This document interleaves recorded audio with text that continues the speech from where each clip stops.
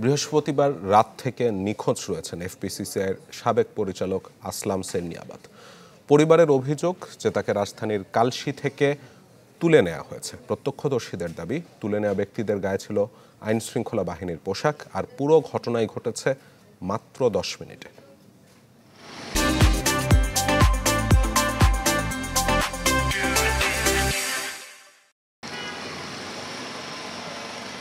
বৃহস্পতিবার রাত 11:06 রাজধানীর কালশী এলাকার কালাপানি গার্মেন্টসের সামনের ইউটার্নের দৃশ্য। আগে থেকেই সেখানে অপেক্ষায় ছাই রঙের একটি জিপ। রাত আনুমানিক 11:15 সিগন্যাল দিয়ে থামানো হয় ব্যবসায়ী আসলাম সেরনিয়াবাতের গাড়ি। পরিবার ও স্থানীয়দের অভিযোগ, ওই গাড়িতেই তুলে নেওয়া হয় ব্যবসায়ী আসলামকে।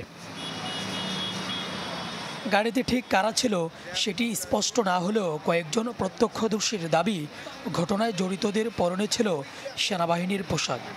আমরা দেখছি শুধু ওই যে সেনাবাহিনীর লোক ছিল 2-4 জন, আর পরে অন্য লোক ছিল। গাড়ি থামাইয়া পরে আপনার মনে করেন যে উঠানো হয়েছে। লাল ব্যাজ থাকে, মাথায় লাল টুপি, ওইরকম 4 জন লোক এসে দেখলাম গাড়ি সিগন্যাল দিচ্ছে। এখানে ছিলাম, 2টা গাড়ি ছিল। গাড়ি এসে আরেকটা গাড়ির থেকে একটা লোককে নামায় নিয়ে গেছে, আর্মি পোশাক পরা ছিল। আসলাম সেরনিয়াবাতের গাড়ির চালকও দেন একই বয়ান। সেনাবাহিনী গাড়ির সামনে দাঁড়াইছে, আর একজনে আমার সামনে এসে আমার স্টার্টিংয়ের পাশে সালাম দিয়েছে। সালাম দেওয়ার বলল, আসলাম সেরনিয়াবাতের স্যার গাড়ি? আমি জি। তখন কি গাড়িতে আছে? আমি হ্যাঁ গাড়িতে আছে। এই কথা বলার পরে স্যারে আবার পিছন থেকে গ্লাস খুলে ওনাকে দিছে, হ্যাঁ আমি আসলাম সেরনিয়াবাত। পরে ওই লোক বললো যে আমাকে স্যারে গাড়ির ভিতরে আছে, আপনি একটু আসেন, আমার সাথে স্যারে একটু কথা বলবে। থানায়, তারপরে আপনার আর্মিতে, র্যাবে, বিভিন্ন জায়গায় আমরা এটার চেষ্টা করছি। তারা এখনও বলতেছে যে না, কোনো আইনশৃঙ্খলা বাহিনী তাকে অ্যারেস্ট করে নাই।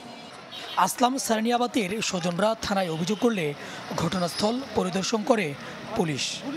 আমরা এই সম্পর্কে জেনেছি, আমাদের কাছে ওনারা একটা অভিযোগ দিয়েছে। আমরা এই বিষয়ে তদন্ত করছি এবং আমাদের কার্যক্রম চলমান আছে। নিখোঁজ আসলাম ঢাকার গাড়ি আমদানি ও বিক্রেতা প্রতিষ্ঠান কার সিলেকশনের কর্ণধার, 12 বার নির্বাচিত হয়েছেন সেরা করদাতা, দায়িত্ব পালন করেছেন এফবিসিসিআইয়ের পরিচালক হিসেবে।